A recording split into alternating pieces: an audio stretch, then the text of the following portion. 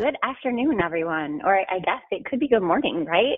Some of you out on the West Coast. Thanks for joining us today. I am Karen. I am the membership specialist from America Outdoors.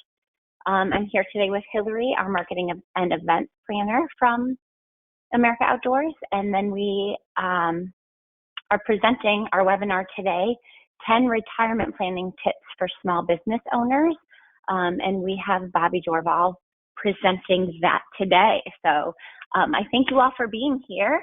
We're excited to kind of kick off the spring and get ready for summer season. So thanks for joining us.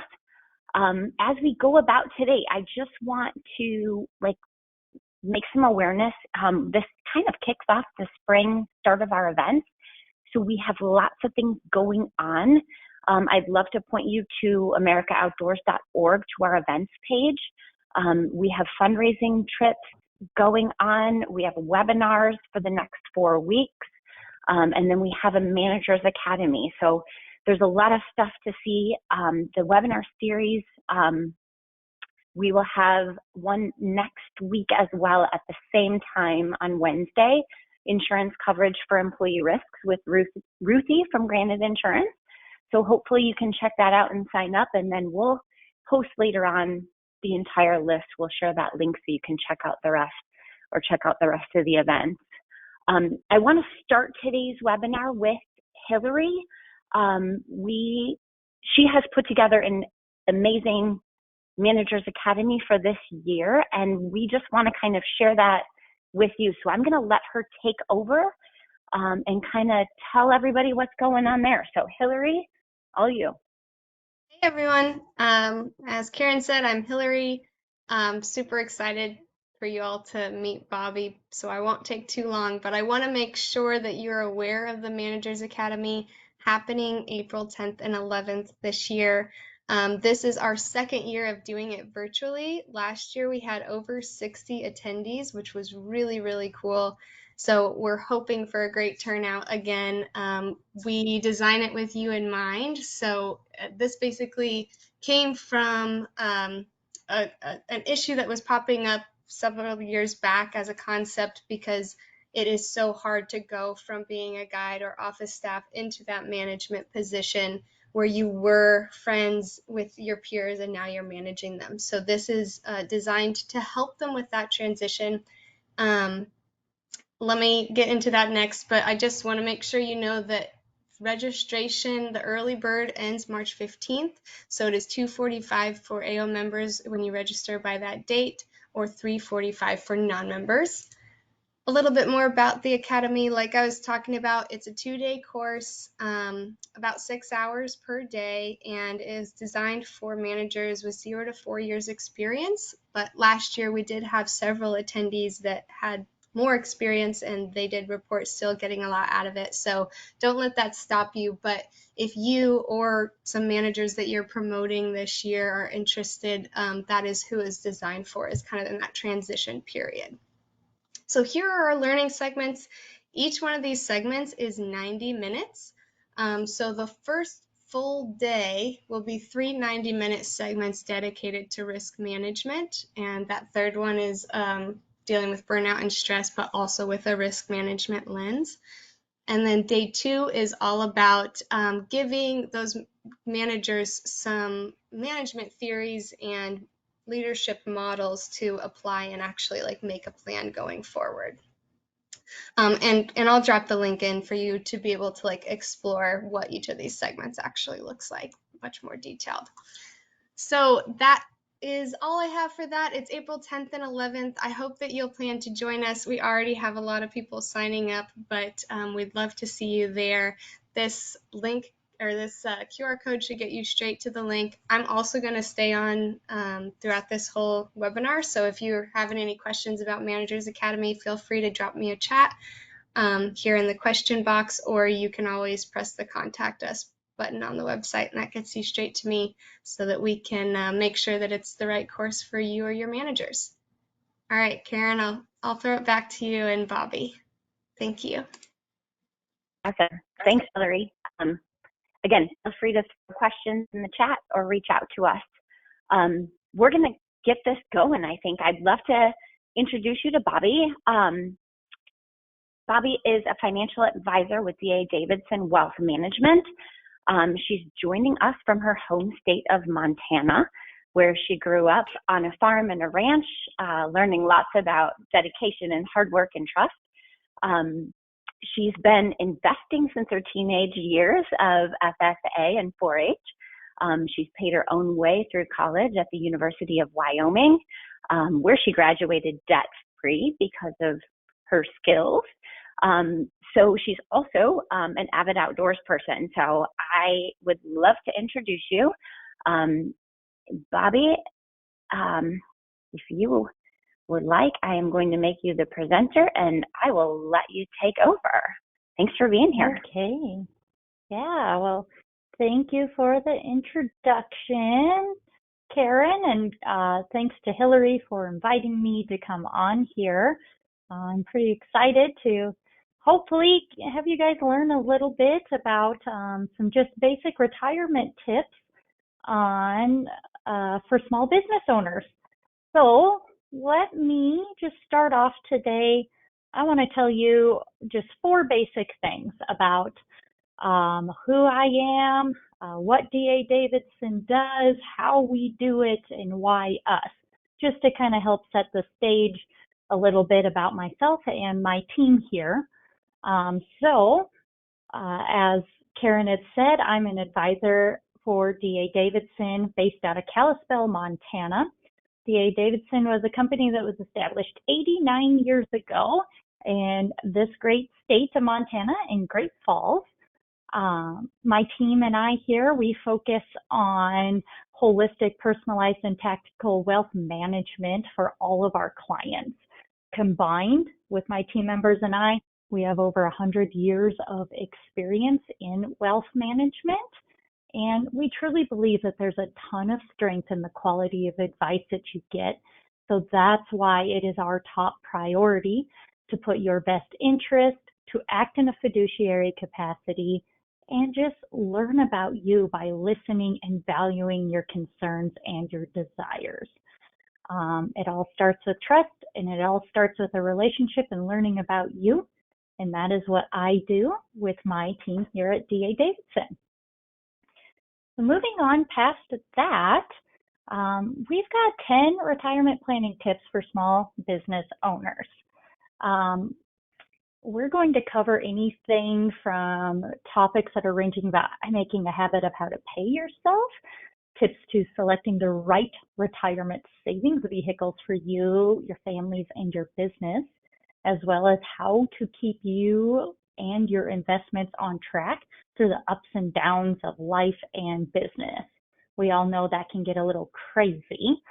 So here's some different mindset strategies to help you stay on track. So first off, pay yourself first. On average, we spend over 90,000 hours working in our lifetime, and that goes up for small business owners. Over half of small business owners work at least 50 hours a week, if not a ton more. So why not build up some liquidity for your time spent at work? I do fully understand that building equity in your business is extremely important, but building liquidity for your time spent working is also extremely important and very often overlooked.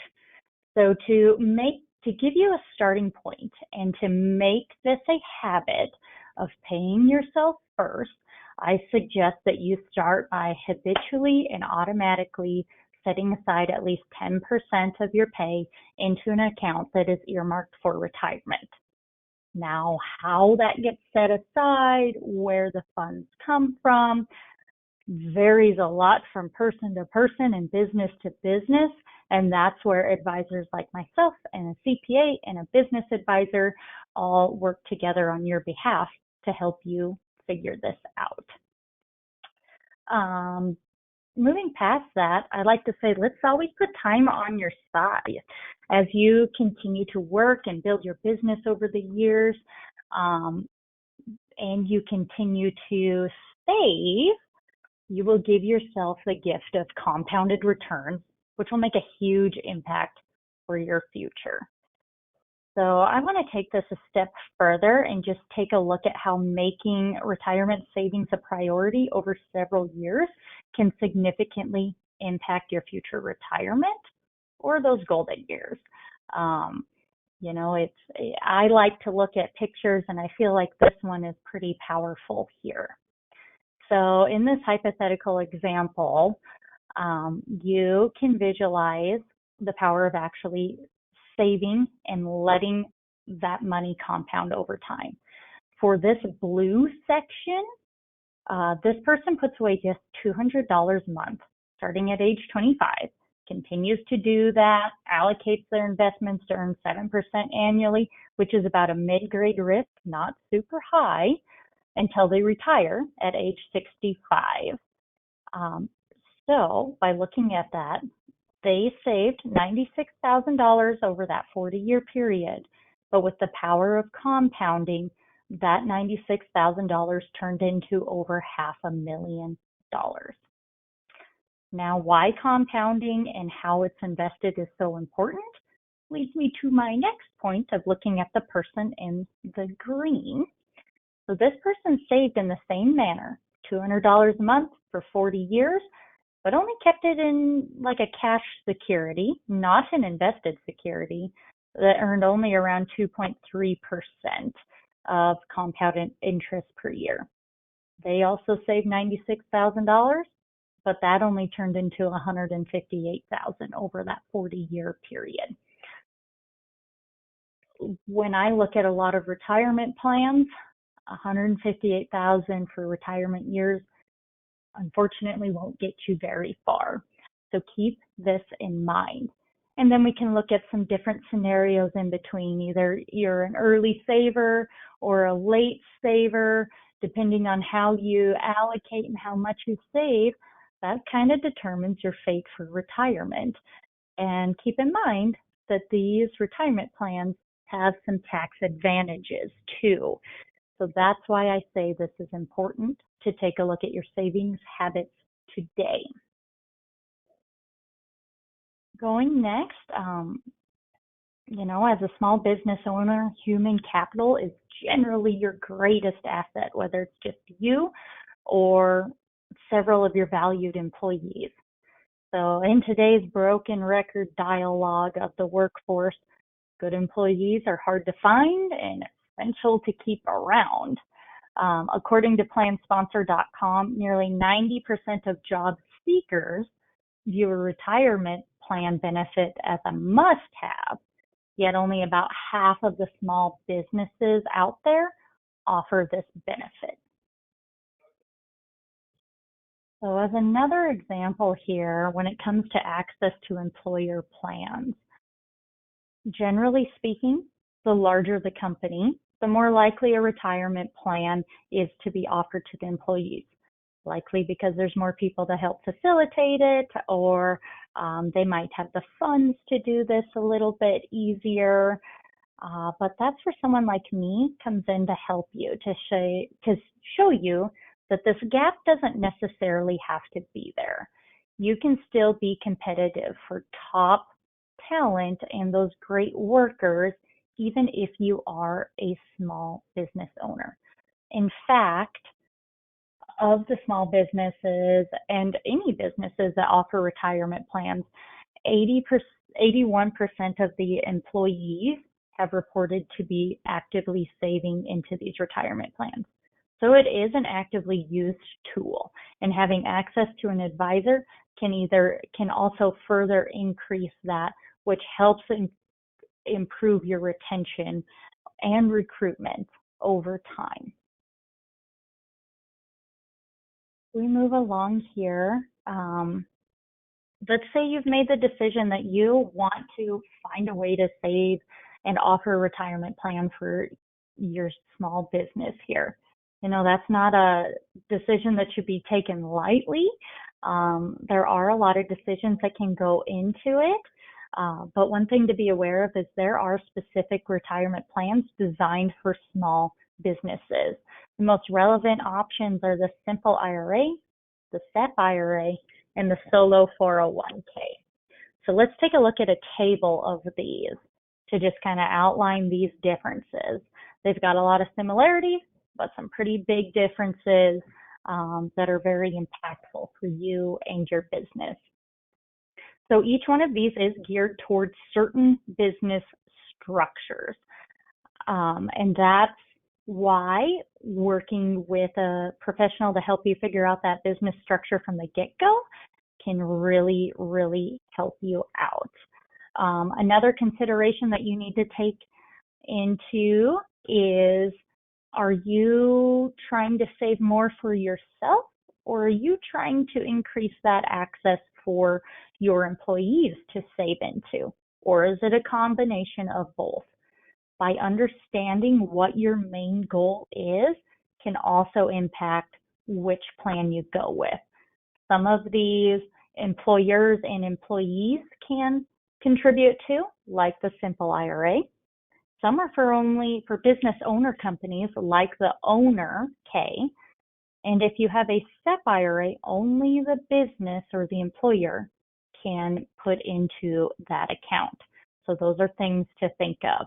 There are also different limits for how much can be contributed into each plan, and different filing requirements for each one. So keep that in mind. And another thing on top of that is Secure 2.0 came out this year, and Roth options have become more available for retirement plans. So now I understand that this can seem like a lot of information, but as a financial advisor, this is my job. This is where I come in and I can help you figure out what retirement plan makes the most sense, how much can we contribute, who qualifies for this plan. That's something that I can definitely help you with. But if you're currently working with a CPA or a business advisor, they are very, very crucial to helping us understand this as well and being sure that this plan works well for you. So on top of the business employer retirement plan, there's another tool, and that is your individual retirement account. Now, this can be layered on top of the employer retirement, and that is looked at as a traditional or a Roth IRA. Depending on what your income and your filing status is, may or may not determine if you can, or I should say will determine if you can or cannot participate in a traditional or a Roth IRA, and it can dictate how much you can put in. That's why, those are some questions that I have to ask to be sure that this makes sense. And along with that, there are different maximum contributions that you can put into each year. These are indexed for inflation each year. Here you can see the differences between 2023 and 2024. One thing for that catch-up contribution, that is for employees, or I guess individuals, not employees in this situation, that are over 50 years old. If you are over 50, you can put in an additional $1,000 annually. Now, one of the rule of thumbs that I like to point out is, how do you determine if you do a Roth or a traditional IRA? Generally speaking, if you are more than 10 years out from retirement, a Roth IRA may be in your best interest. However, if you are trying to stay within a certain tax bracket and not go over, then a traditional IRA may be in your best favor. But there are different implications and tax implications as life goes on, and those are things that I'd be happy to discuss, or any financial advisor should be happy to discuss to help you figure out what makes the most sense. Now, one thing I do want to point out right now is we are at a unique point in time. It's wonderful tax time. There is still time to contribute to your traditional or Roth IRAs for the 2023 tax year. You have until the tax filing deadline of April 15th to put money into those accounts for the 2023 tax year. So if you haven't done that, I would recommend that you look at taking advantage of that. All right, coming to our next point here, let's just take a moment and imagine that you're just rocking right along here. You're contributing 10% to your retirement plan consistently. You're investing for the long term. You've got all of this allocated properly, and then you get hit by a pretty big curveball, such as a big bill for, I don't know, something, a burst pipe in the house, a windstorm came in, a wildfire came in, something just caused a huge tax or a huge bill, a huge burden on you. Your first reaction might be to stop contributing to your retirement altogether and divert those funds to paying that bill. Certainly under extreme circumstances, I understand if this would be the case. But one thing that I urge you to do before diving into retirement is allocating all of your funds properly.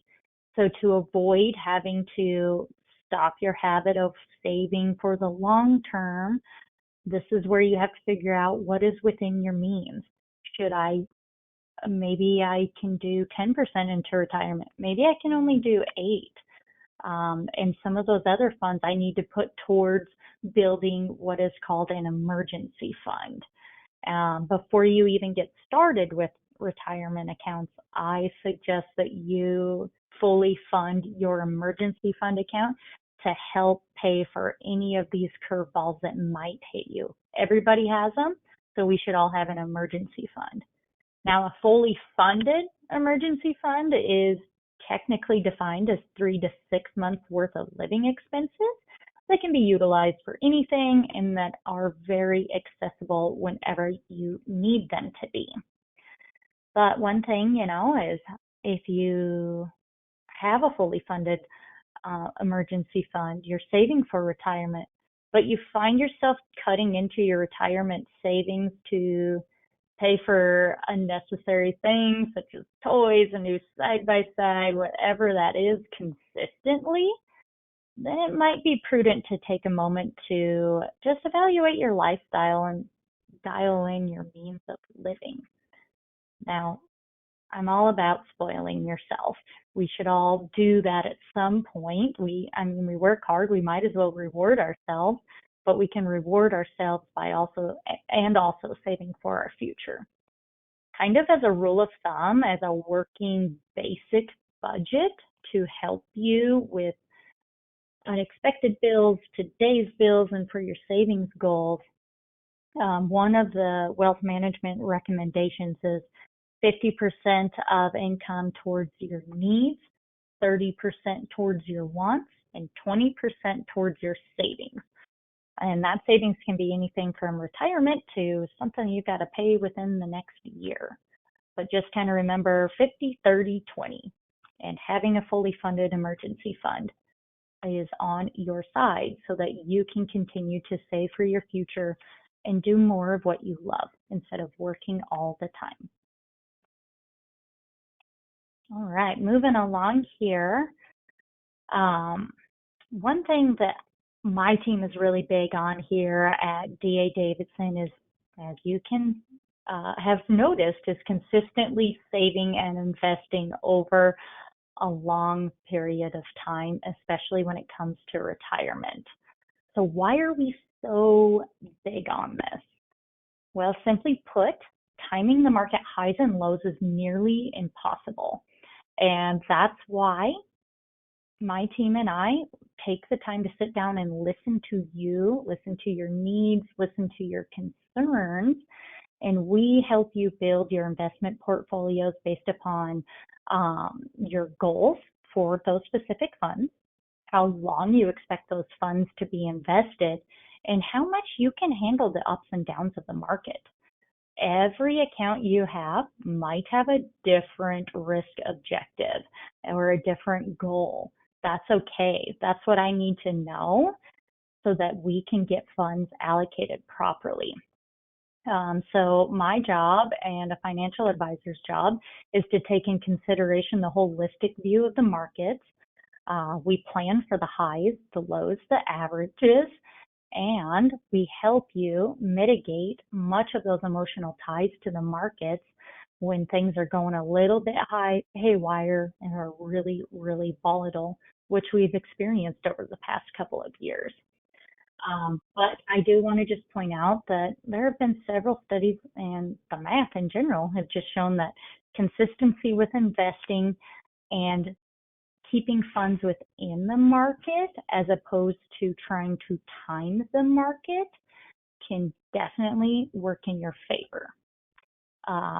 As an example, I think this is one of the most powerful things to take a look at. This is over a 20-year period, an initial investment of $10,000. Had a person kept that $10,000 that they did not need, invested fully for that 10 years, they would have earned over 60, or their $10,000 would have grown to over $64,000, or had an annualized return of 9.8%. But had they let the volatility of the markets and let their emotions get the best of them, and they missed just the 10 best days, only 10 days of the market, that cuts their return in more than in half. And then it just kind of goes down from there if you're missing more days. Now, missing 10 days and being scared and trying to move your funds around a little bit too much in those tumultuous times can be a little scary. But having a plan and having an advisor and the knowledge of the markets is very, very powerful. And you having the grit to stick with your plan is also very powerful. Why is this?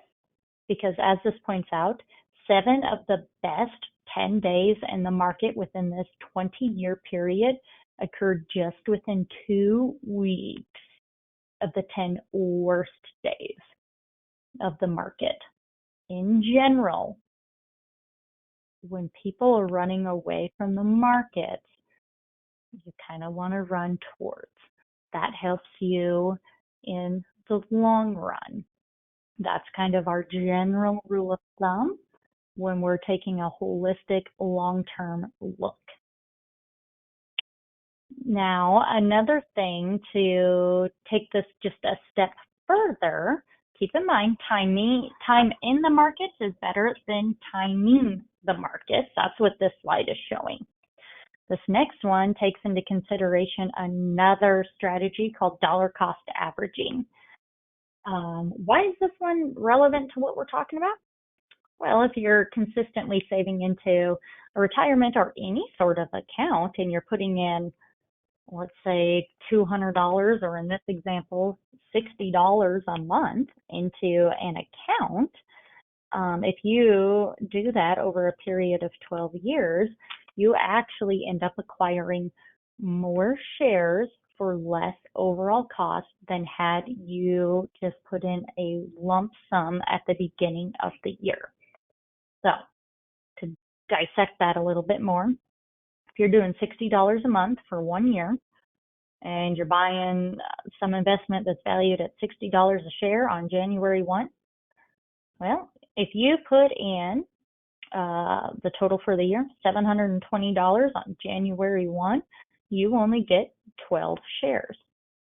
If you divide that $720 out over the 12-month period, you actually acquire 14.1 shares for an average cost of $51.06 per share, much less than the $60.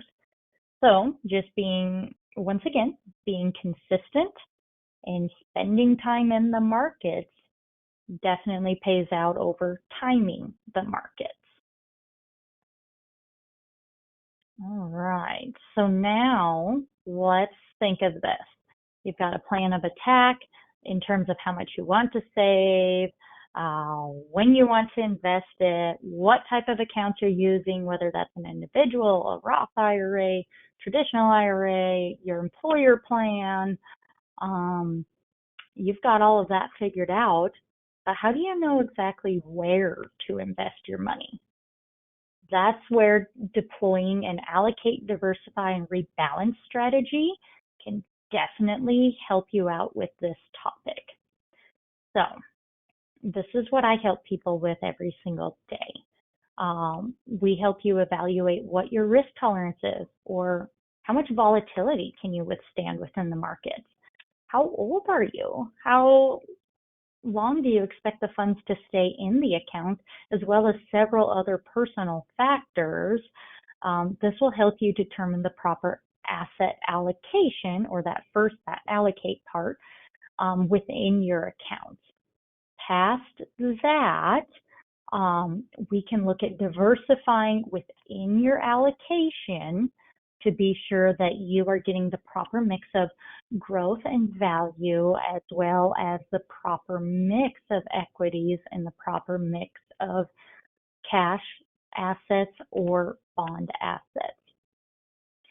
So keeping lots of topics in hand, this can get pretty complicated.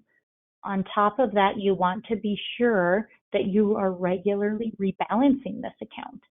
As different parts of your portfolio grow or even shrink based upon market performance, your portfolio may become overweight in a certain portion of the assets that you own. Oftentimes, if this happens without rebalancing, you end up taking on much more risk than you intended and can be hurt if there's a big change in the markets. A good example of this was in 2022 when the markets went down. Much of the United States, the investors hadn't consistently rebalanced their account, so they were taking on much more higher risk assets than they thought that they were. So when the market did go down, those people lost a bigger portion of their portfolios than they were prepared to do so. So just be sure that you are allocating, diversifying, and rebalancing, and that you are definitely taking a tactical and thoughtful approach to all of your portfolios to be sure that those are allocated properly. Now, okay, we're talking about allocation. All right, here's a great example of allocation. Pretty much when we talk about allocation, let's think of stocks and bonds and cash. All right, what's our mix of stocks and bonds and cash? Generally speaking, the younger you are, the more stocks that you can own, because stocks are higher risk. They tend to go up and down much more than what bonds do, and especially more than what cash does. As you get closer to living on a fixed income or living in retirement, you may want to back off that risk and acquire more bonds and cash and less equities. But this is where I help you determine that. Or a financial advisor helps you determine how much risk you should be taking on or how much equity and bonds you should have in your portfolio. But equities and bonds all sound great. That's awesome. But what are equities and bonds? So if we magnify and drill in a little bit closer, we're looking at the different asset classes here. Now, this is it's called the jelly bean chart. It's pretty overwhelming. And pretty much the only consistency that we can see is it's not very consistent. These are all the different asset classes that make up equities and bonds. So having a proper mix of this is what a well-balanced portfolio will do for you. Now, the white squares are the ones with the lines. That is called an asset allocation, or a well-balanced portfolio that has about 60% equities and 40% bonds. This is your typical long-term portfolio designed to earn you some income or earn you some capital appreciation and income without a ton of volatility. So as you can see, it never really knocks it out of the park. but it doesn't hurt you. It's designed to just kind of tick along up and to the right as time goes on. And when we look clear over here, we can see, we can see asset allocation has very competitive returns with an 8.1% annualized return over 20 years, but with much less volatility than much of the other asset classes. So proper asset allocation and rebalancing will keep your portfolios in check to earn competitive returns with less volatility than if you had everything in one specific category. All right, so as we're coming to a close today and our top 10 tips for retirement planning for small businesses, I just want to reiterate the importance of having a professional team in your corner. As a small business owner, you wear a ton of different hats, but not all of the hats may fit well. In fact, it might be one of your greatest strengths to realize what you do best and what you don't do so well. And certainly no one expects you to know everything. So having a trusted team, whether it's a financial advisor, a business consultant, an attorney, a CPA, can all help you, especially for optimizing your time, efficiency, and compliance so that you can do more of what you love. So that kind of wraps up our top 10 tips. These are just some resources and disclosures, and as well as my information. So I want to thank you guys for your time and see if we have any questions out there. Bobby, Yeah. sorry to just jump in here, but I know that a lot of people on this call are thinking about setting this up for their business, for their employees. So I was hoping that you could go back to screen 3 or 4, whichever one it was, and maybe just dive in a little bit deeper on, I believe you said it was the simple IRA that is the option for them to offer to their employees. Could you talk a little bit about tax advantages for that? Maybe, something about matching and just things that employees should know when they're making that decision of whether to set that up for maybe their full-time employees. Yeah, definitely. So if we go back to this screen here and we take a look at this simple IRA, this is the most common one that I work with, by the way. I help a ton of people get this set up. So it stands for, what is it? Ooh, it's like simplified employee pension. Supposed to be very simple. Gets a little complicated, but in an essence, what this is designed for is, so an employee, whatever they contribute into this account has to come out of their paycheck. Employers, whatever you contribute to this account also has to run through payroll and come out of your paycheck. That's pretty important given different business structures. That's a very important thing to know. This is designed for businesses with 100 or fewer employees, and if you want them to contribute, and it allows you to reward them. So you can offer a match of up $1. My most common match is $1 for dollar up to 3% of the employee's compensation.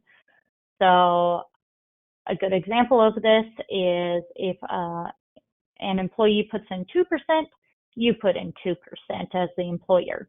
If an employee puts in 10%, you only put in 3% of their annual pay into that account, into their simple IRA.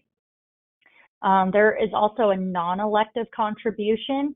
This is not very common, but essentially what it is regardless of if an employee contributes to the simple IRA, the employer must put in 2% of their annual earnings into that account. So just be aware of that. And so an employer can put it in up to $16,000, or not to exceed 100% of their compensation. If you are over 50, you can put in an additional 3,500. There are no additional filing requirements or testing on this account, so it's pretty simple to run once you get it set up. There's also different things that we can implement that limits who can participate based upon how long they've been employed and what their earnings are. So yeah, that's one of the most common ones. As for tax benefits, whatever goes in there, whatever the employer contributes is a tax deduction to the business. Whatever the employee puts into that is tax deferred until they withdraw that at retirement. So Hillary, does that help kind of answer that question? Yeah, thank you. I think Yeah. people may have additional questions on that. Feel free to type them into the questions chat. I also just wanted to say that, Dania, I noticed that you had submitted a question prior to the webinar, but I'm not 100% sure what it means. So if you're on here and you want to type that question into the question box with maybe a little bit more detail, then Karen or I can ask Bobby on your behalf and we can get into it. We can also turn the mic on too if you want to ask. If you want to explain, or if anyone else has a question, feel free please to type in the chat or raise your hand. I'd be happy to give you access to talk with us as well. Yeah, go ahead and ask any questions. A lot of these topics I understand are pretty specific to you and your individual situation. That's why it's pretty generalized and a pretty big overview on this. But I'm happy to address those specific questions for you if it pertains to your situation. Yeah, and Dania, she did type this in. So I have a SEP IRA through our management company. Now that I own 100% of the activity company that has all the employees, I am running into a common ownership problem, and my accountant says that I can't continue the SEP IRA without also including my employees. Can you address this in general? Yes. So when you have a SEP IRA, whatever percentage you contribute to yourself, you also have to contribute for your employees.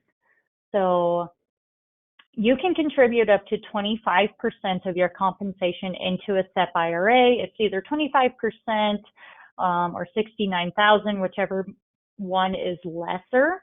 But here's the kicker. If you have employees, if you decide that you're going to put in 20% of your compensation into a SEP, you also have to put 20% of your employees' compensation into their SEP IRA.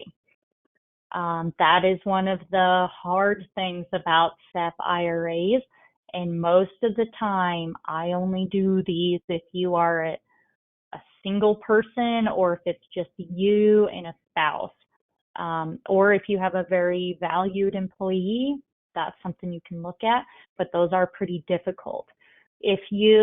One thing that you can do if you want is you can still keep the funds invested in a SEP. You can no longer contribute to a SEP, but you could implement a simple IRA, which then in turn, yes, you still have to contribute for employees, but it's a much lesser amount. And it gives your employees the ability to put some of their own funds in and not just employer funds in.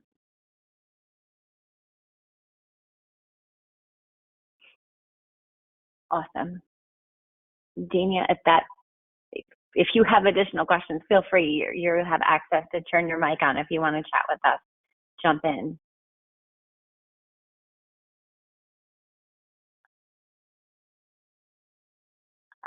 I do have a question from Peter as well. Okay. How does it work with seasonal employees? I offer a simple plan, but no one participates. Mm-hmm. Okay, so with seasonal employees, I guess that's a little bit more of a loaded question in terms of how does it work. So one thing, what I try to protect the employer a lot of times. That's one of my main things. They're generally the ones coming to me. They have the big concerns. They've got the business to run.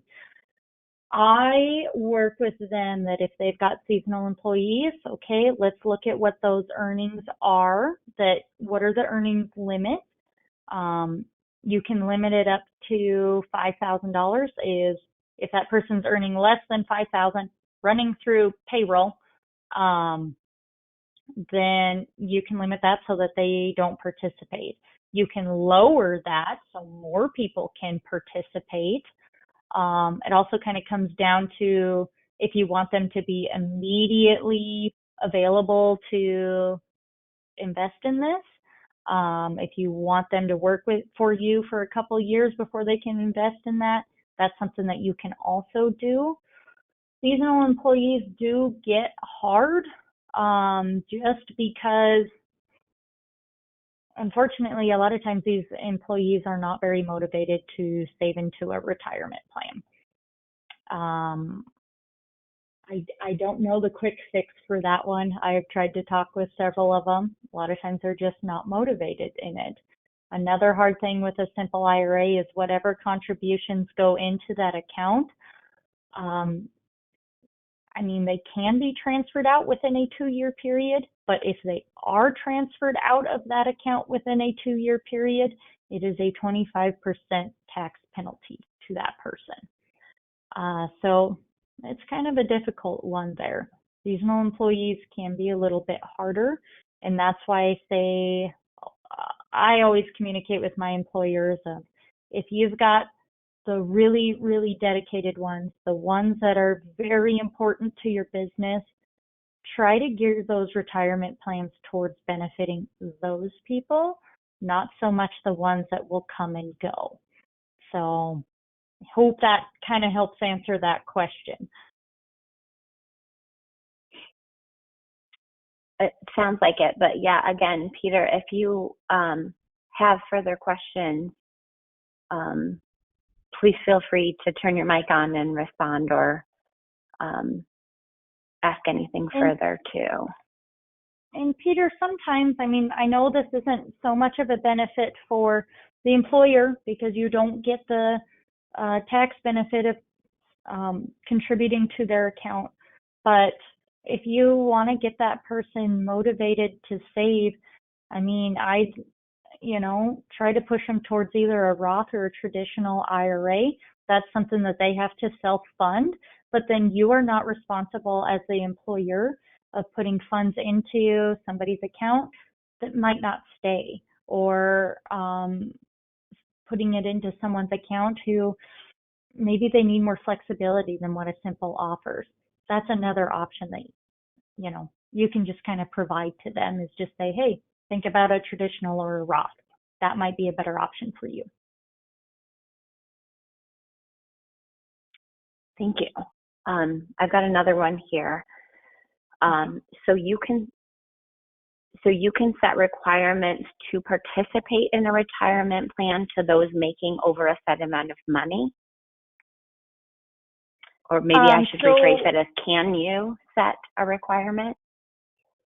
So let me be a little bit clearer here. So for the simple IRA, when we set those up, you can determine how much money an employee has to make to be eligible to participate. The most stringent is at least $5,000 within the calendar year they have to make through payroll to be able to participate. But you can decrease that if you so choose to. I generally don't go any lower than like 2,500, and that's for if somebody wants someone to be eligible during the last month of the year, we can kind of move that around.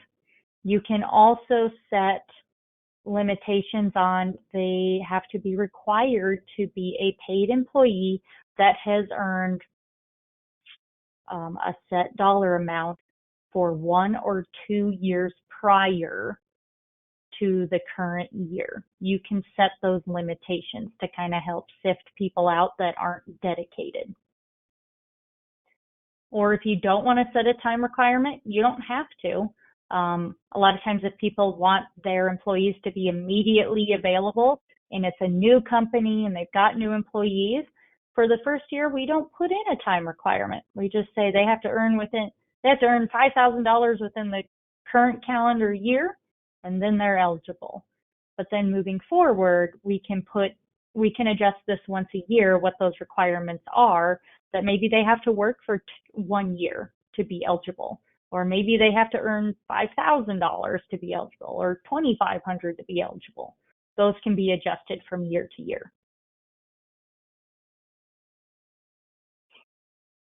Awesome. Yeah, and Peter added a comment here. He doesn't have a microphone, but he is looking for ways to reward the staff that comes back yearly.